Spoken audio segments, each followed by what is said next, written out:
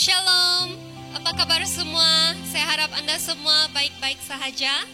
Selamat mengikuti ibadah raya online Gereja Bahasa DUMC. Jemaat Tuhan, mari saya mengajak kita untuk membaca di dalam 1 Tesalonika pasal yang kelima ayat 16 hingga ke-18. Di sini saya akan bacakan. Bersukacitalah senantiasa, tetaplah berdoa, mengucap syukurlah dalam segala hal, sebab itulah yang dikehendaki Allah di dalam Kristus Yesus bagi kamu. Jemaat Tuhan, hari ini kita mau bersyukur karena kita masih diberikan kesempatan untuk beribadah bersama-sama, meskipun secara online, tetapi saya percaya hadirat Tuhan itu senantiasa bersama-sama dengan kita. Amin. Mari kita mempersiapkan hati kita dan mari kita berdoa. Tuhan Yesus, terima kasih Bapa untuk kasih setia Engkau Tuhan dalam setiap pribadi kami ya Bapa. Tuhan, pada hari ini ya Bapa, kami mau berdoa Tuhan untuk penyertaan Engkau Tuhan Yesus dalam ibadah raya kami ya Tuhan. Bapa, biar Engkau akan terus mengurapi kami ya Bapa. Engkau akan memberkati kami ya Bapa dalam kami punya ibadah ini Tuhan Yesus. Bapa, biar Engkau juga akan mengurapi setiap pemain musik dan setiap Asya yang berada di belakang tabir juga Tuhan Yesus. Bapak, kami menyerahkan setiap jemaat yang telah mengikuti ibadah raya secara online ya Bapak. Mereka juga akan menerima Tuhan Yesus berkat daripada Engkau Tuhan Yesus. Bapak, terima kasih Bapak atas cinta kasih Engkau Tuhan dalam setiap pribadi kami ya Bapak. Tuhan, kami menyerahkan ibadah raya pada hari ini ke dalam tangan Engkau. Dalam nama Tuhan Yesus kami sudah siap. Amin.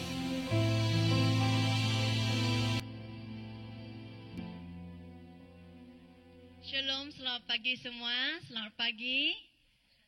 Ya, dimanapun kita berada, yakin dan percaya bahwa Tuhan itu bersama dengan kita. Ada amin? Haleluya. Mari kita naikkan pujian kita, segala puji syukur.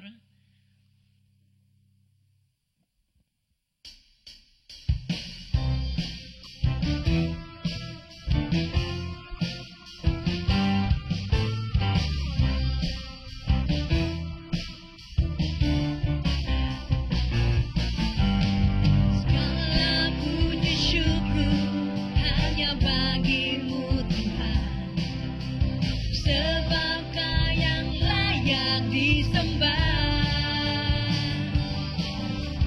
Kami mau bersorak, tinggikan nama-Mu. Haleluya. Soraklah haleluya. Soraklah haleluya. Haleluya. Kali lagi soraklah haleluya. Soraklah haleluya. Soraklah haleluya. Haleluya.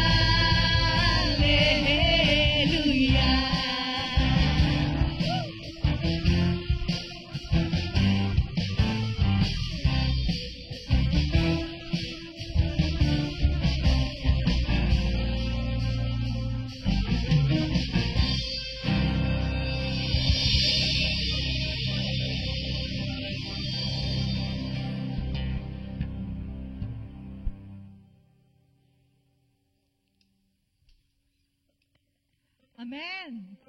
Tuhan adalah kota pelindung kita. Amin. Woo!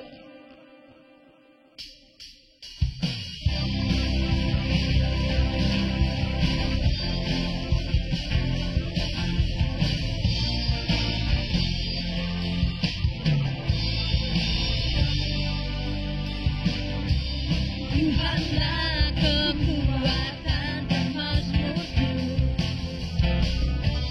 ya gunung batu dan keselamatanku. Hanya padamu hatiku percaya, Kaulah menara dan kota perlindungan. Ku mau selalu bersyukur, ku mau selalu bersyukur. Sebab cintamu padaku takkan pernah berubah.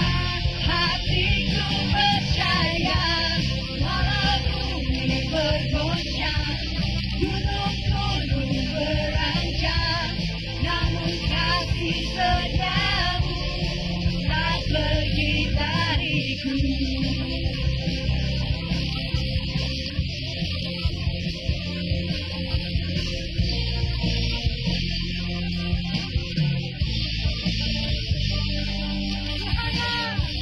Tuhanlah kekuatan dan mazmurku, ya gunung batu dan keselamatanku. Hanya padamu hatiku percaya, Kaulah menara dan kota perlindungan. Ku mau selalu bersyukur, sebab cintamu padaku takkan pernah berubah. Hatiku percaya, walau bumi bergoncang, gunung-gunung beranjak, namun kasih setiamu tak pergi dariku. Ku mau selalu bersyukur, sebab cintamu padaku takkan pernah berubah. Hatiku percaya, walau bumi bergoncang, gunung-gunung beranjak, namun kasih setiamu tak pergi dariku. Namun kasih setiamu tak pergi dariku. Kasih setiamu tak pergi dariku.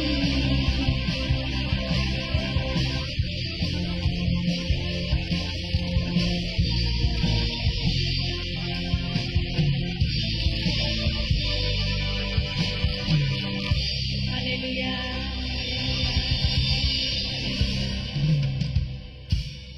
Haleluya.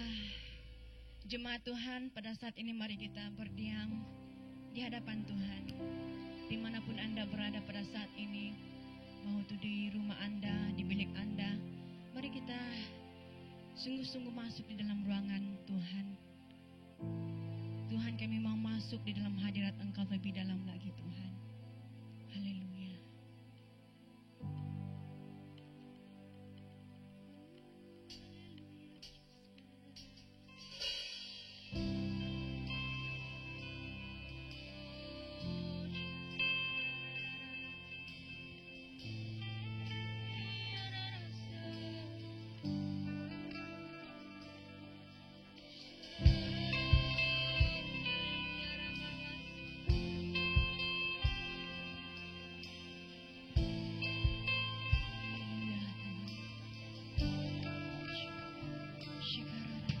Saat ku masuk ke hadirat-Mu, ku tersungkur dan sembah.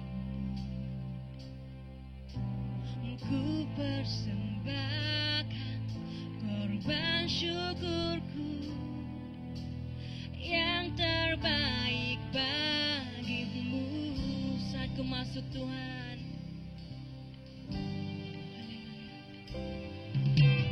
Saat ku masuk ke hadirat-Mu, ku tersungkur dan sembah-Mu,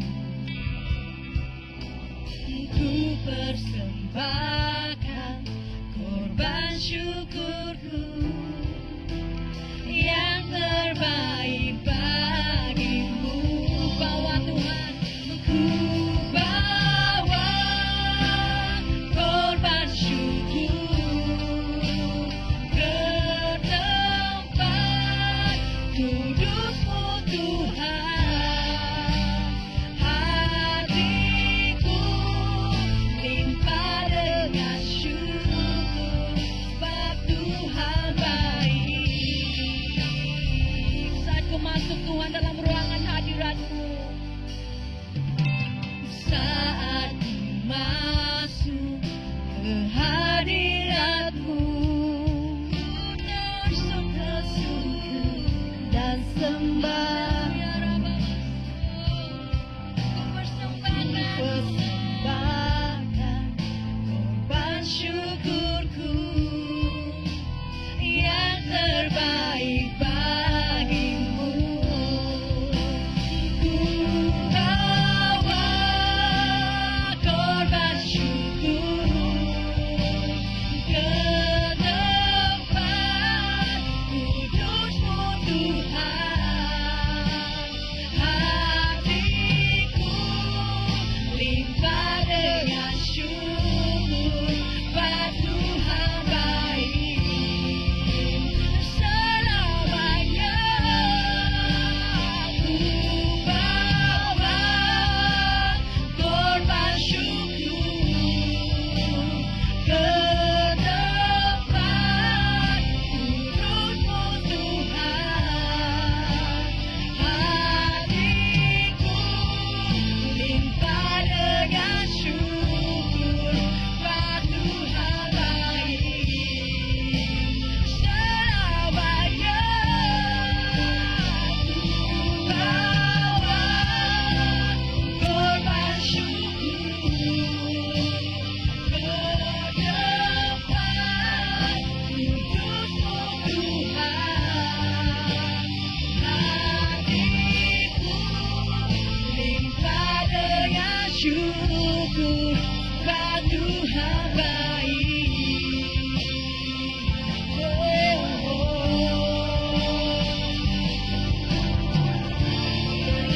Dia baik, sebab Tuhan baik. Dia baik, sebab Tuhan baik. Dia baik selamanya.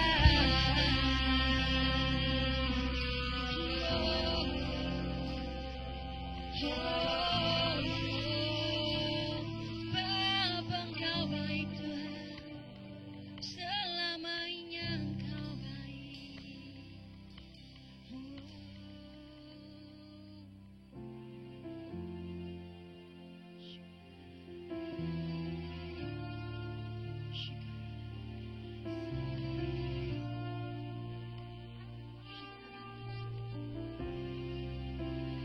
Kita naikkan suara.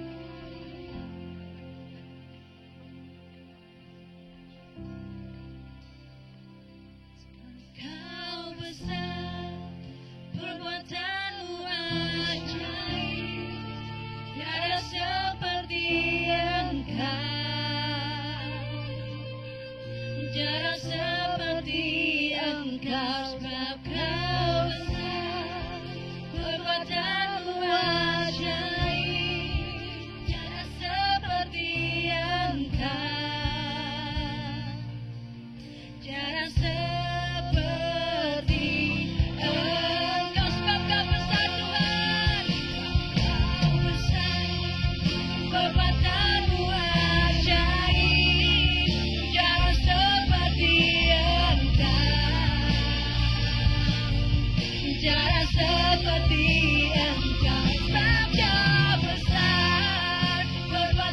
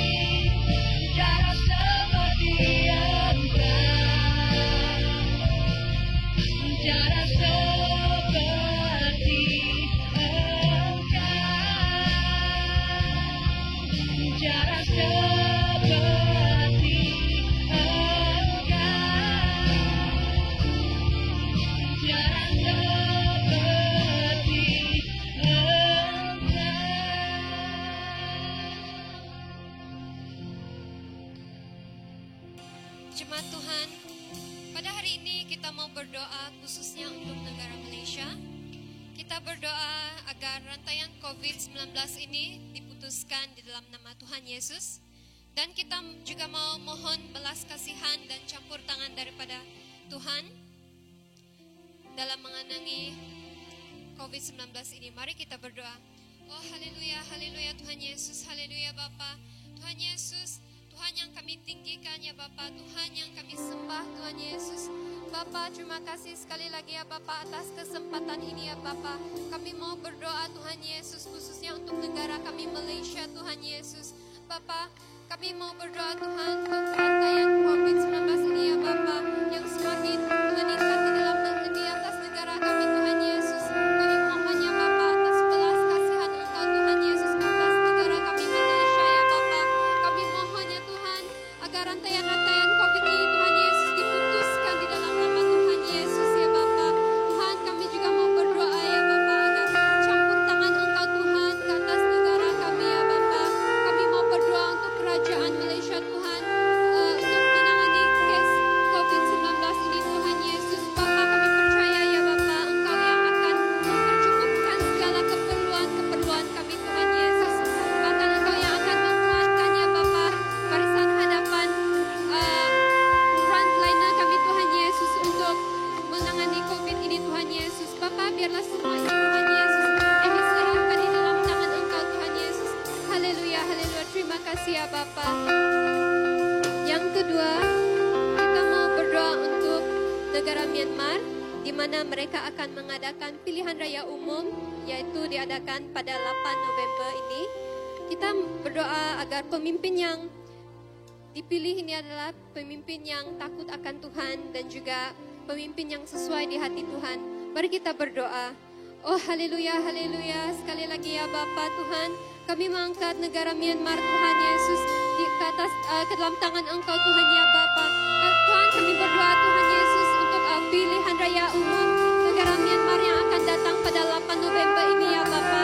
Kami berdoa ya Bapa, siapapun pemimpin yang akan terpilih ya Bapa adalah pemimpin yang sesuai di hati Tuhan ya Bapa. Pemimpin yang takut akan Tuhan dan pemimpin yang akan memimpin Tuhan dengan sesuai kehendak Engkau ya Bapa. Tuhan, kami juga mau berdoa ya Bapa agar pemimpin ini Tuhan Yesus mereka akan memimpin dengan sesuai daripada kehendak Engkau Tuhan Yesus. Bapa, kami menyerah ya Bapa pilihan raya ini Tuhan ke dalam tangan Engkau ya Bapa. Bekerjalah ya Bapa atas negara Myanmar ini Tuhan Yesus. Oh haleluya, haleluya. Terima kasih Tuhan atas kebaikan Engkau Tuhan dalam setiap pribadi kami Yesus. Oh haleluya. Di dalam nama Tuhan Yesus kami sudah berdoa. Amin. Oh haleluya. Shalom. Sekali lagi saya mengucapkan kepada Anda yang telah mengikuti ibadah raya online Gereja Bahasa di UMC dan kepada Anda yang baru pertama kali mengikuti ibadah raya bersama-sama dengan kami, saya minta Anda untuk menghantar emoji thumbs up supaya kami admin gereja kami dapat menyambut Anda dan berhubung dengan Anda, ya. Oke jemaat Tuhan, sekarang adalah tiba masanya untuk kita memberikan wang persembahan dan saya menggalakkan Anda untuk membuat transaksi dalam talian kepada akaun gereja UMC Bahasa seperti yang tertera di skrin Anda. Dan mari saya membawa kita di dalam doa. Oh haleluya, terima kasih Tuhan Yesus. Terima kasih Tuhan untuk kebaikan Engkau Tuhan dalam setiap pribadi kami ya Bapa. Tuhan, kami percaya ya Bapa setiap apa yang kami miliki Tuhan, semua itu adalah berasal daripada Engkau ya Bapa. Tuhan, pada saat ini ya Bapa, kami sudah siap untuk memberi yang terbaik kepada Engkau ya Bapa. Biarlah wang persembahan ini Tuhan Yesus boleh membantu orang-orang yang memerlukan dan juga boleh memperluaskan lagi kerajaan Engkau ya Bapa. Tuhan, kami sudah siap memberi. Dalam nama Tuhan Yesus kami berdoa. Selamat memberi, Tuhan Yesus memberkati.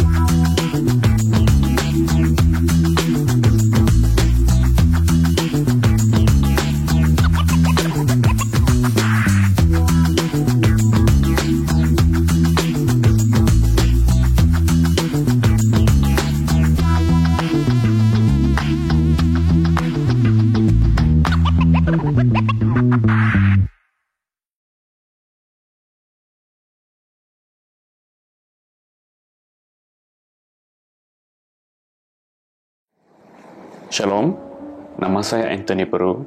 Saya berasal dari Lawas, Sarawak. Dan setelah melayani di DMCBM selama 7 tahun, dan tahun ini saya kembali ke tanah air lah untuk memberkati yang ada di sini. 3 tahun yang lalu, pada tahun 2017, itu adalah momen yang tergelap dalam hidup saya lah, di mana depresi, tekanan, hilang harapan, dan juga rejection itu memang tidak asing bagi saya lah. Dan masa itu langsung saya tidak tahu jalan keluar. There is no escaping plan at all. Macam itu saya sangat lost time tu. Bagaimana keras pun saya berdoa, tapi saya rasa macam it's not happening. Nothing happening dalam tu. Every time saya berdoa, saya rasa macam ada tembok yang menghalang saya. Dan saat time tu saya sangat struggle. Saya jumpa orang, saya hide depression saya, so I just being fake dengan orang sekeliling saya. Dan mungkin tanggapan saya sebab saya tekanan sebab saya tinggal dalam bandar lah, living in the city. Dan saya juga resign kerja sebab I cannot handle the environment, and saya juga tidak boleh handle keadaan time tu. Walau macam mana pun saya cuba adapt dalam persekitaran tu, I still cannot sebab it's not there for me. Dan itu sangat susah bagi saya lah. Dan time tu masalah dari keluarga juga. Dan saya rasa sebagai anak yang tidak guna lah. Like, what's the point your parents hantar kamu pergi kuliah mahal and then end up kamu tanam anggur. Ya, itu sangat, that is very sad for me. Ya, dan dimana saya juga tidak boleh bayar sewa, langsung tidak duit, sudah tinggal dalam saya punya dompet, dalam account memang kosong, bukan kosong lah, 10 ringgit macam tu. Dan dimana saya terpaksa menahan perut lah beberapa bulan tu, even though saya craving mau makan ni, mau makan itu, sebab sebelum ni saya makan banyak sedap-sedap kan. Dan bila saya resign, no money to pay your rent, and no money to buy food, and I have to tahan my perut lah. Dan ada satu point dimana saya terpaksa saya masak bubur dan lauk saya cuma campur dengan perencah 3 rasa Maggi itu for the whole week. Dan itu point saya sangat like, oh God, what is happening with me lah, kenapa saya macam ni, kenapa saya have go through this macam tu. It's really hard for me actually, sangat. This is very sad bro. Saya bercakap dengan diri saya, ini sangat menyedihkan macam tu. Then at one point saya rasa macam sangat give up, dan saya mau cuci tangan dengan diri saya sendiri. Dan saya memang ada cuba untuk bunuh diri lah. Dan dalam saya mau bunuh diri itu, a sudden flashback dalam vision saya, tiba-tiba flashback yang macam Tuhan dia mau remind saya, dia mau snap saya, macam dia mau remind saya pasal kebaikan dia, pasal kebaikan Tuhan dalam hidup saya yang telah dia lakukan, pasal semua berkat yang dia bagi dengan saya sebelum ni. Macam saat saya depresi tu kan, saya lupa semua berkat ya. Dan satu poin saya mau cuba bunuh diri itu kan, itu saat Tuhan tunjukkan semua berkat dia dengan saya, kebaikan dia yang pernah dia buat dalam hidup saya. Dan saat itu saya sangat menyesal ambil keputusan mau bunuh diri itu. And it was really stupid and idiot decision ever in my life. Ya, dan saya menangis, saya tersungkur, saya minta ampun dengan Tuhan. Dan I know that time, waktu saya cuba bunuh diri itu, God is not done with me yet. Sebab waktu saya cuba gantung diri saya tu, saya punya tali pinggang tu terputus. Sebab saya ikat, saya punya leher guna tali pinggang. Dan it is very impossible. Saya ini sangat ringan, dan saya cuba gantung, tali pinggang tu putus. So, time tu bila putus tu saya sangat overwhelmed dengan vision yang Tuhan bagi itu. Saya sangat overwhelmed sampai saya menangis, saya minta ampun. Time tu saya berucap syukur juga, Tuhan, saya minta maaf. Tapi saya bersyukur Tuhan letakkan saya dalam situasi yang sangat sukar tu.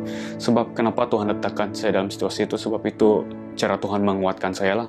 So proses saya lain daripada orang lain macam tu. Mungkin proses orang lain lebih easy. Saya tak boleh compare dia easy macam tu. Proses dia ada cara sendiri. Tuhan buat cara dia macam ni.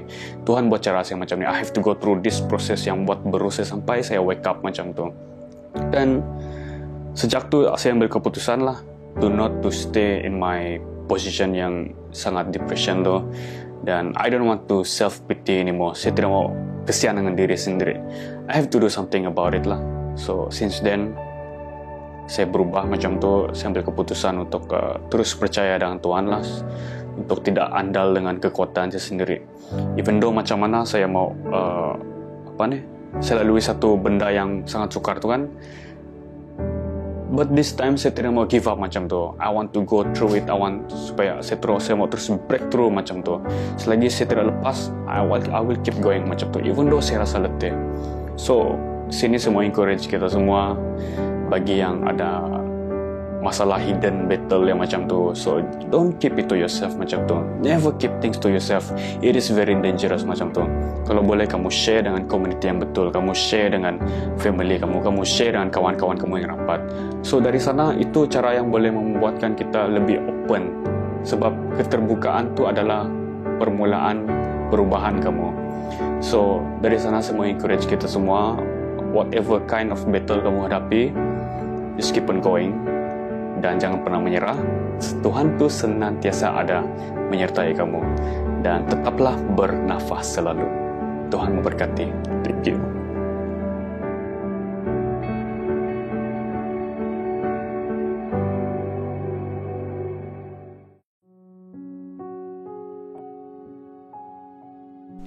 Shalom, apa kabar semua? Salam berkat, salam sejahtera saya ucapkan. Selamat bertemu sekali lagi. Semoga saudara-saudari semua sehat dan ceria di dalam Tuhan. Walaupun kita beribadah secara online, saya percaya Roh Tuhan akan menyertai kita dimanapun kita berada. Amin, saudara-saudari. Kepada kita yang pertama kali yang mengikuti kita secara online, selamat datang ke ibadah di UMC Bahasa Malaysia. Kami sebagai keluarga besar di UMC berdoa supaya saudara dan saudari akan menerima jamahan Tuhan di ruang ibadah online kita pada hari ini.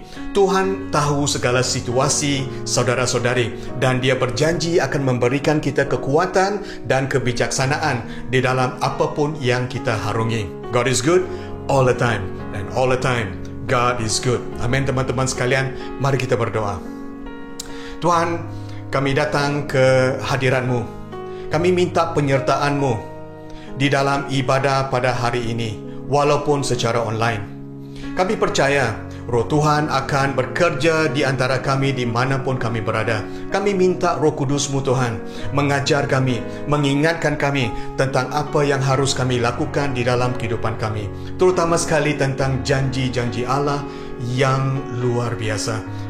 Kami serahkan perkongsian ini ke tangan-Mu. Biarlah nama Tuhan ditinggikan, diagungkan di dalam setiap perkataan kami. Di dalam nama Yesus Kristus kami berdoa. Amin. Amin. Amin. Amin. Amin. Saudara-saudari, di dalam bahagian pertama siri Amazing Promises of God, kita telah sama-sama pelajari janji-janji Allah untuk masa hadapan kita.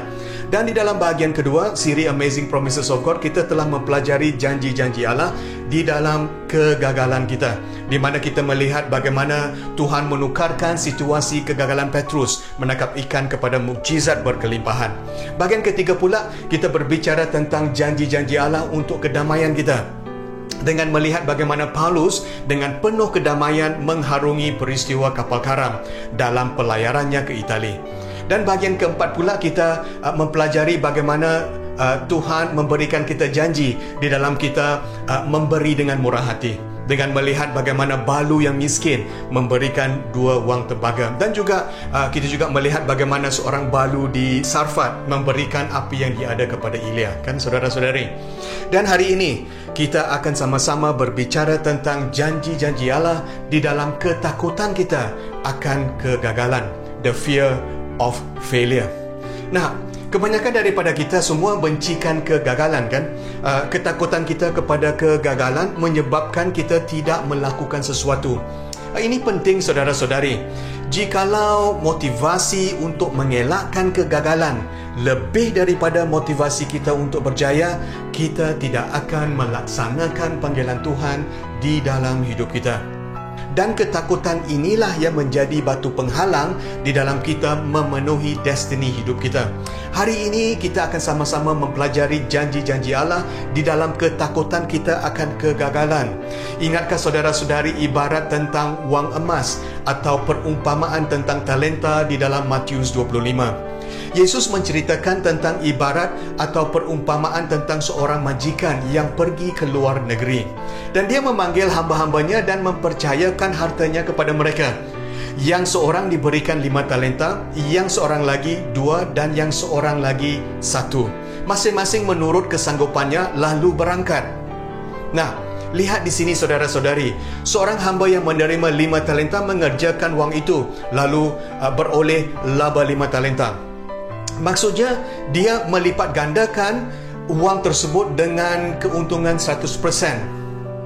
Hamba yang kedua juga berbuat demikian dan mendapat keuntungan 2 kali ganda, 100% keuntungan. Dan tuannya mengatakan kepada kedua-dua hamba ini, "Baik sekali perbuatanmu itu, hai hambaku yang baik dan setia. Engkau telah setia dengan perkara kecil. Aku akan memberikan kepadamu tanggungjawab dalam perkara yang besar. Masuklah dan turutlah dalam kebahagiaan tuanmu." Wow, Tuhan melihat kesetiaan kita di dalam kita mengerjakan talenta yang diberikan Tuhan kepada kita. Setiap kali apabila kita melihat perumpamaan talenta ini, kebiasaannya kita memberikan fokus kepada kedua-dua hamba yang pertama ini, di mana kita diberikan contoh bagaimana menjadi seorang pengurus talenta yang baik, ya kan saudara-saudari? Tetapi izinkan saya untuk hari ini untuk melihat dari perspektif yang berlainan sedikit, iaitu perspektif hamba yang ketiga ini, dan bagaimana kita boleh mempelajari mengatasi ketakutan akan kegagalan. Mari sama-sama kita baca Alkitab, Matius 25 ayat 24 sampai 30. Kemudian hamba yang menerima 1 talenta itu datang lalu berkata, "Tuhan, aku tahu Tuan berhati batu. Tuan menuai tanpa menyemai, memungut hasil tanpa menabur benih. Jadi aku takut, lalu kusorokkan 1 talenta Tuan di dalam tanah. Lihat, itulah hak milik Tuhan." Tetapi tuannya menjawab, "Hai hamba yang zalim dan malas, kamu tahu aku menuai tanpa menyemai, memungut hasil tanpa menabur benih. Oleh itu sepatutnya kamu simpan wang itu di dalam tabung, supaya ketika aku pulang, aku menerima wang itu dengan faedahnya. Sekarang, ambillah talenta itu daripadanya dan berikan kepada yang mempunyai 10 talenta itu. Demikianlah kepada setiap orang yang mempunyai sesuatu akan diberi lebih lagi sehingga dia penuh kelimpahan. Sebaliknya orang yang tidak mempunyai sesuatu, apa yang ada padanya pun akan diambil. Buangkan hamba yang tidak berguna ini ke dalam kegelapan di luar. Di sana akan terdapat ratapan dan kertakan gigi." Wow, saudara-saudari, ini adalah bahagian ibarat tentang seorang hamba yang takut akan kegagalan. Ayat 25 mengatakan bahawa hamba tersebut takut lalu menyorokkan talenta tuannya di dalam tanah. He wants to play it safe. Sekurang-kurangnya dia harus masukkan talenta ataupun wang tersebut ke dalam tabung ataupun bank dalam bahasa sekarang untuk mendapat faedah. Nah, dengar di sini saudara-saudari, Tuhan mahu mengingatkan kita pada hari ini supaya apabila kita bertemu dengan Tuhan satu hari nanti, Tuhan mahu kita mengerjakan talenta yang telah diberikan kepada kita untuk memberikan impact kepada dunia ini. Dengan menggunakan talenta kita untuk menjadikan dunia ini tempat yang lebih baik, dengan menggunakan talenta kita untuk memperkembangkan kerajaan Allah, dengan menggunakan talenta kita untuk memberitakan Injil dan sebagainya. Jikalau kita menggunakan talenta dengan baik, Tuhan akan memberikan kita lebih talenta. Jadi, kita harus membuangkan ketakutan kita akan kegagalan. Reaksi Tuhan kepada hamba yang ketiga ini adalah pendapat saya sangat kasar kan? Tetapi inilah realitinya. Jikalau kita takut dan tidak menggunakan talenta yang Tuhan berikan, kita akan dikategorikan sebagai hamba yang zalim, hamba yang malas, hamba yang dirampas talentanya dan diberikan kepada orang yang setia mengerjakan talenta mereka, hamba yang tidak berguna, hamba yang dibuang ke dalam kegelapan di luar. Wow, jadi saudara-saudari, ini inilah pelajarannya. We are never going to please God if we are playing it safe. Mengapa? Kerana iman adalah risiko. Tanpa risiko, tidak ada iman. Dan tanpa iman, kita tidak akan menyenangkan hati Tuhan dan tidak akan mendapat keredaan Allah. Inilah yang mahu saya kongsikan untuk hari ini. Tuhan mahu kita membuangkan ketakutan kita akan kegagalan. Saudara-saudari, dunia sedang menghadapi gejala COVID-19 yang belum pernah kita alami di dalam dunia yang sebelum ini. Mungkin untuk musim yang baru ini, Tuhan memanggil kita untuk melakukan sesuatu yang baru. Mungkin Tuhan memanggil kita untuk melangkah kepada kerjaya yang baru. Mungkin Tuhan mahu kita memulakan bisnes yang baru. Mungkin juga Tuhan mahu kita memulakan pelayanan yang baru. Mungkin Tuhan mahu kita menjadi gembala, pastor ataupun missionary sepenuh masa. Mungkin Tuhan mahu kita melakukan sesuatu yang belum pernah kita lakukan. Walau apapun panggilan Tuhan di dalam hidup kita, Tuhan mahu mengingatkan kita hari ini supaya kita tidak takut akan kegagalan.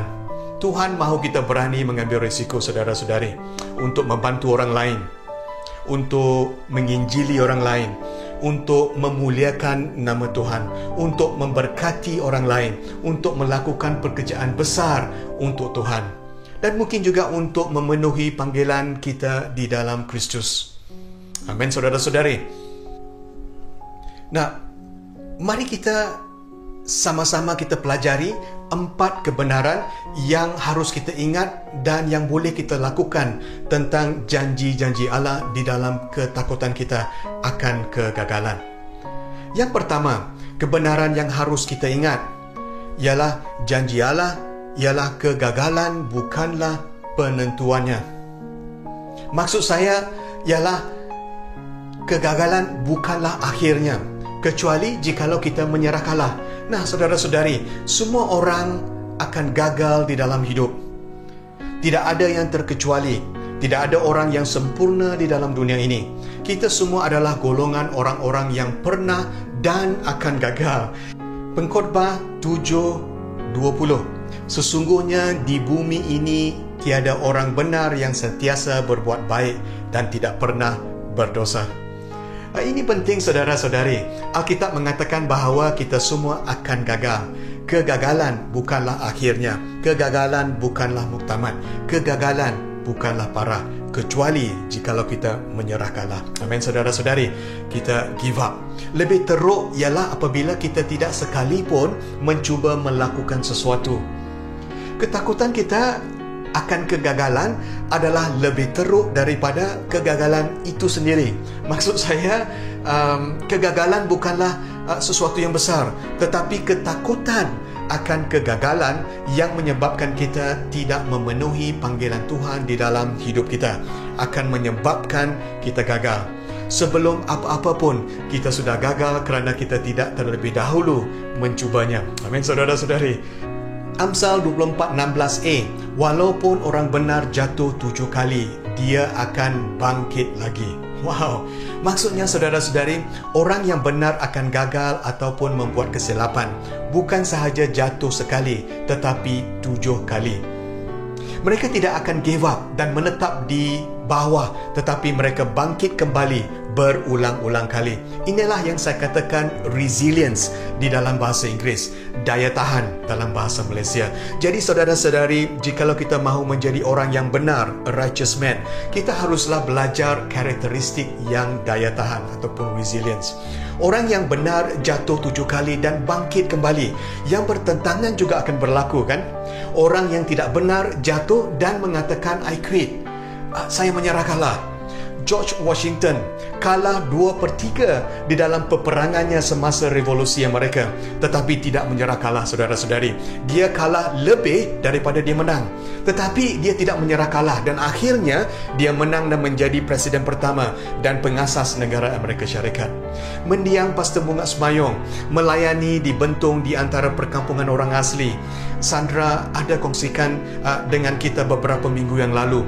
Berulang-ulang kali mereka menghalau dia keluar daripada kampung. Mereka menulis surat kepada saya untuk menyuruhnya balik ke Sarawak. Tetapi dia tidak menyerah kalah. Dia tetap memegang kepada janji-janji Allah di dalam panggilan hidupnya. Dan akhirnya banyak orang diselamatkan dan gereja-gereja ditubuhkan di sana. Wow. Nah, Galatia 6:9, janganlah kita jemu berbuat baik, kerana pada musimnya nanti kita akan menuai jika kita tidak putus asa. Soalan, apakah yang akan berlaku jikalau mendiang Pastor Mungak menyerah kalah? Dia tentu tidak akan melihat ramai jiwa-jiwa yang menyerahkan diri mereka kepada Tuhan. Kan saudara-saudari, inilah peringatan pertama Tuhan untuk hari ini. Kegagalan bukanlah penentuannya.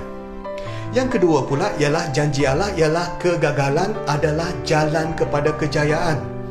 Jikalau kita merendahkan diri dan belajar daripada kegagalan kita, kegagalan adalah jalan kepada kejayaan.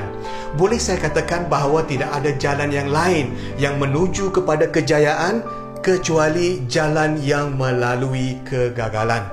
Kegagalanlah adalah pintu kepada kejayaan. Amsal 28:13, orang yang menyembunyikan pelanggarannya tidak akan beruntung, tetapi sesiapa yang mengakui dan meninggalkannya akan mendapat rahmat. Wow, sesiapa yang tidak mengaku kegagalannya tidak akan berjaya. Tetapi jikalau kita mengakui dan meninggalkannya, iaitu belajar daripada pelanggarannya, kita akan mendapat rahmat. Jadi, kebanyakan kalinya kita belajar daripada kegagalan kita. Dan mungkin kita harus berhenti menamakan kegagalan sebagai kegagalan. Dan mungkin kita harus menamakan kegagalan sebagai nama baru, seperti pelajaran. Kegagalan adalah pelajaran, saudara-saudari. Saya selalu joke dengan anak saya bahawa saya adalah orang yang berpelajaran tinggi kerana saya banyak gagal di dalam hidup saya. From School of Hard Knocks. Lebih kita gagal, lebih banyak pelajaran yang kita akan terima. Kegagalan ada banyak kebaikannya.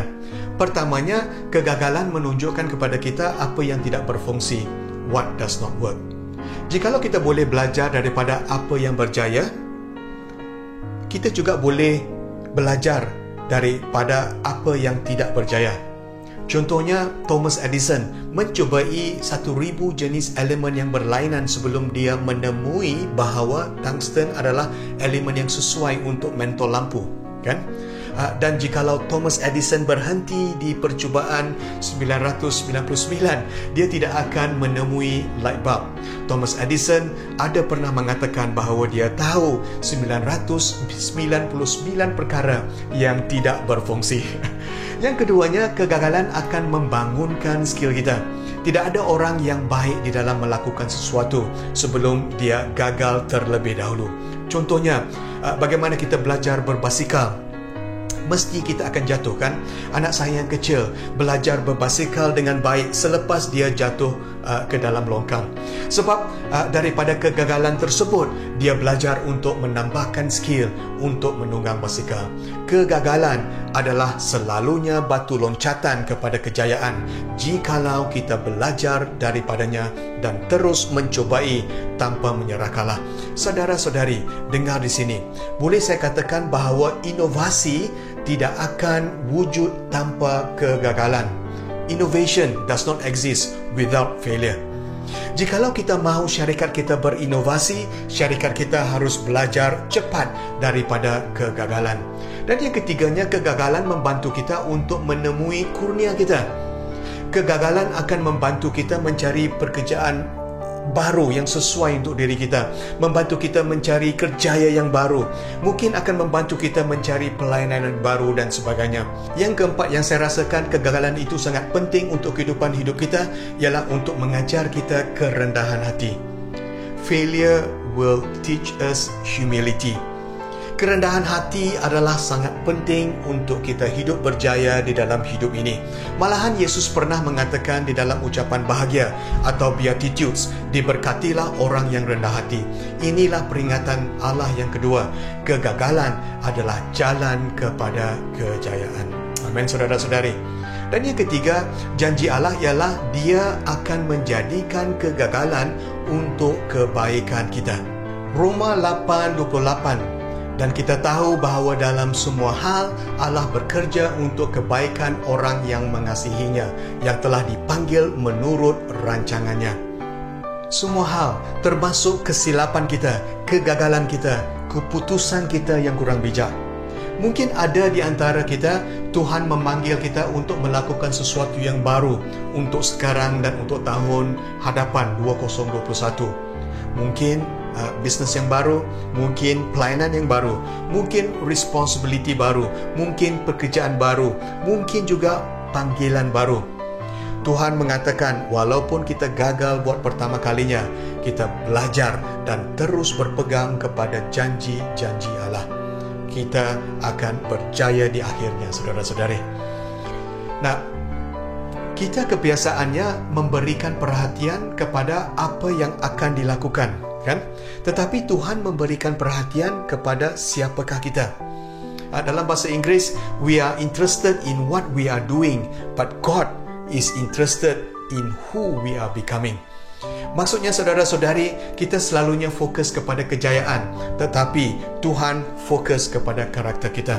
Amin, saudara-saudari. Sebab itu di dalam Yakobus 1 ayat 2-4 mengatakan, saudara-saudaraku, anggaplah sebagai suatu kebahagiaan apabila kamu menghadapi pelbagai cubaan, kerana kamu tahu bahawa ujian terhadap imanmu menghasilkan ketabahan.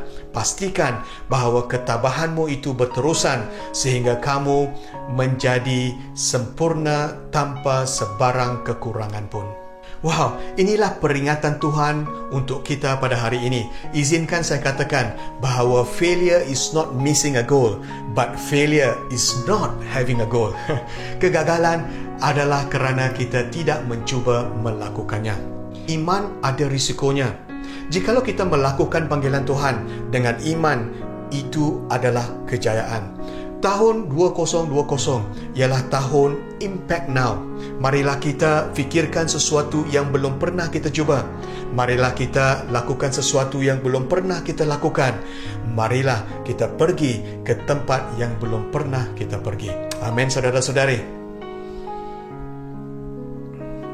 Nah, yang keempat ialah janji Allah, ialah dalam kasih tidak ada ketakutan.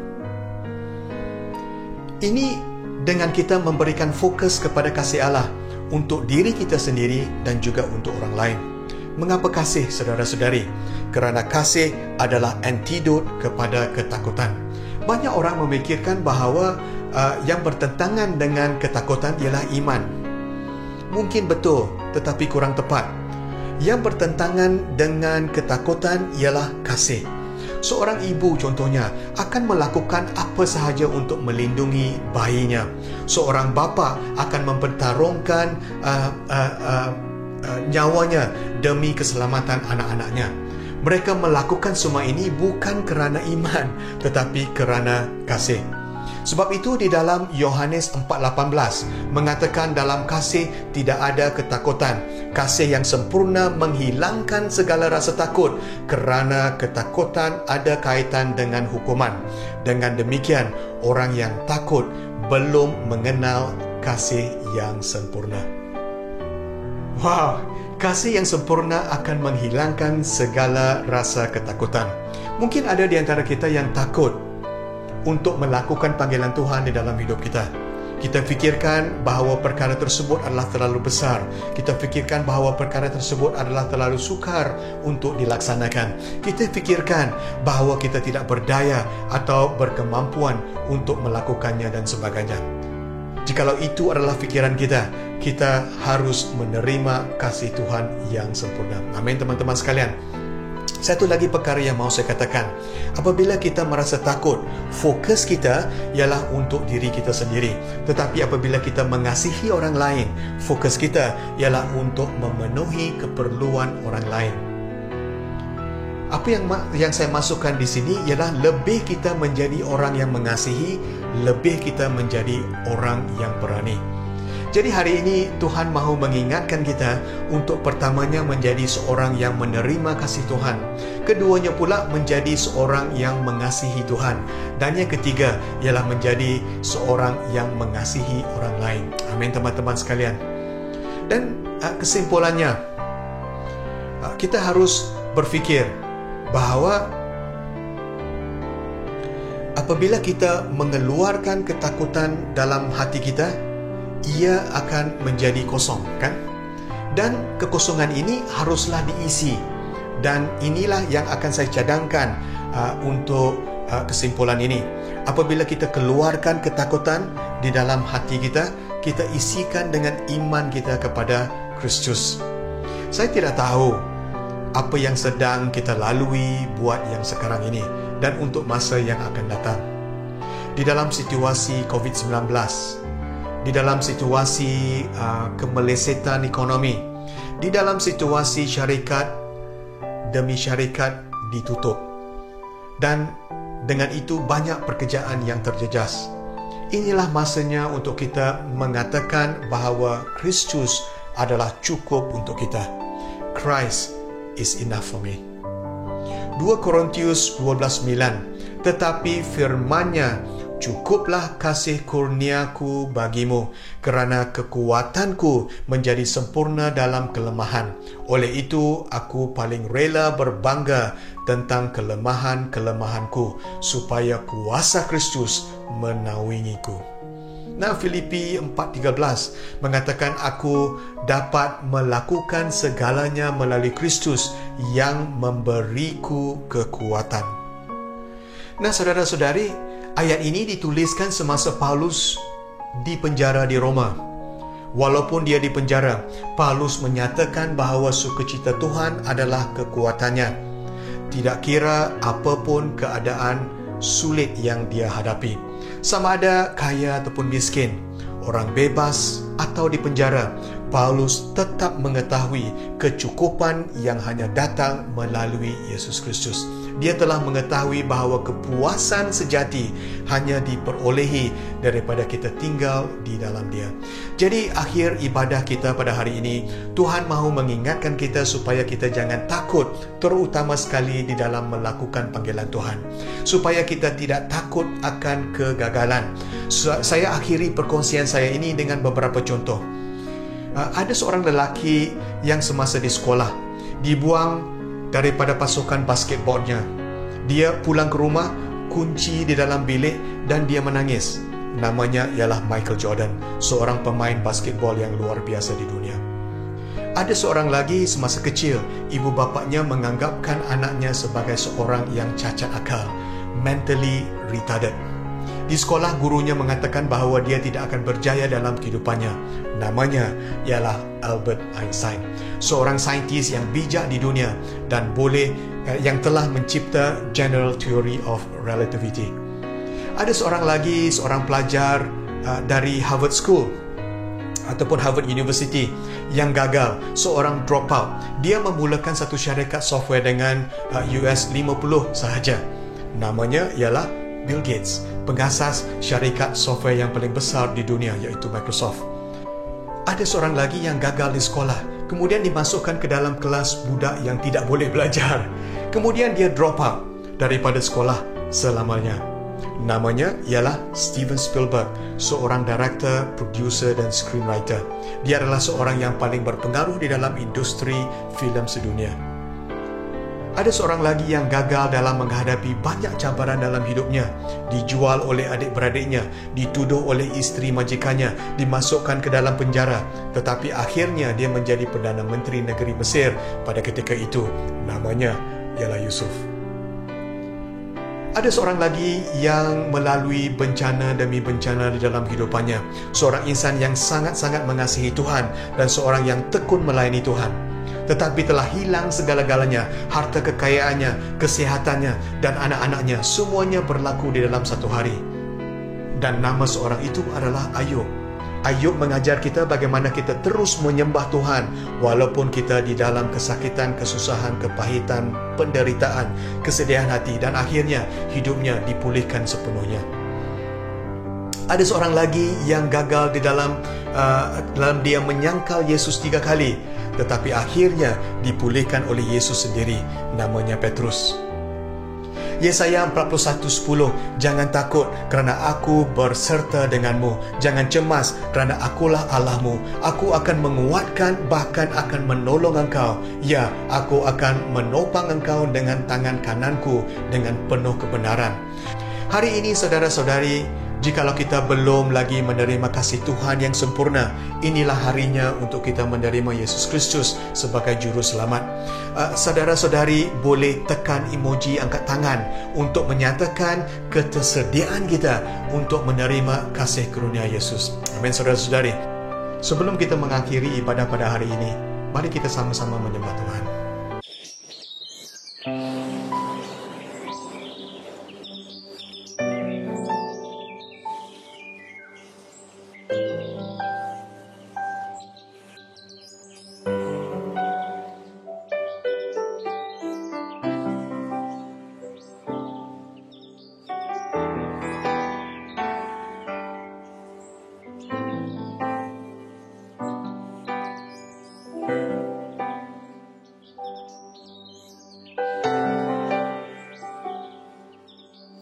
Di hadirat-Mu, tempat yang ku rindukan, nafas hidupku dan sumber kekuatan. Di sana Kau nyatakan isi hati dan rindumu, sehingga ku mengerti berharganya hidupku.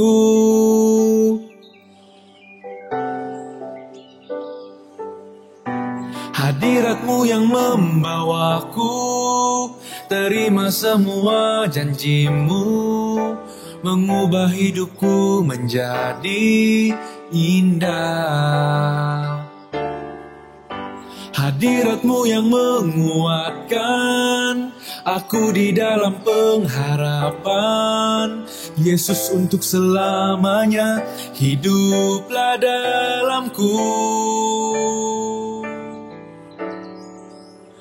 Di hadirat-Mu, tempat yang ku rindukan, nafas hidupku dan sumber kekuatan. Di sana Kau nyatakan isi hati dan rindumu, sehingga ku mengerti berharganya hidupku. Hadirat-Mu yang membawaku terima semua janji-Mu, mengubah hidupku menjadi indah. Hadirat-Mu yang menguatkan aku di dalam pengharapan. Yesus, untuk selamanya hiduplah dalamku. Hadirat-Mu yang membawaku terima semua janji-Mu, mengubah hidupku menjadi indah. Hadirat-Mu yang menguatkan aku di dalam pengharapan. Yesus, untuk selamanya hiduplah dalamku. Yesus, untuk selamanya hiduplah dalamku.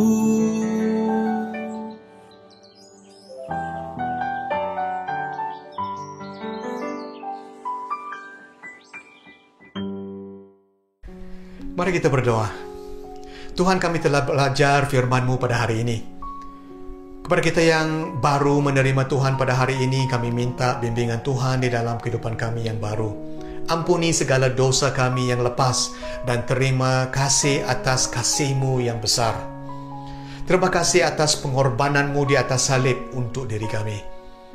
Pada kita yang lain yang telah percaya, kami minta pertolongan Tuhan di dalam ketakutan kami akan kegagalan. Kami serahkan hidup kami ke tangan-Mu. Di dalam kami memenuhi panggilan Tuhan di dalam hidup kami. Kami serahkan hidup kami ke tangan-Mu. Terima kasih Tuhan. Dengan ini, marilah kita pulang dengan berkat Tuhan. Tuhan memberkati engkau. Tuhan melindungi engkau. Tuhan menyinari engkau dengan wajah-Nya dan memberi engkau kasih karunia. Tuhan menghadapkan wajah-Nya kepadamu dan memberi engkau damai sejahtera. Kami doakan semua ini di dalam nama Allah Bapa, Anak, dan Roh Kudus. Kepada kita semua yang telah diberkati Tuhan, mari sama-sama kita katakan amin. Amin. Amin. Amin. Ibadah sudah selesai, saudara-saudari. Sampai kita bertemu sekali lagi. Tuhan memberkati. Shalom.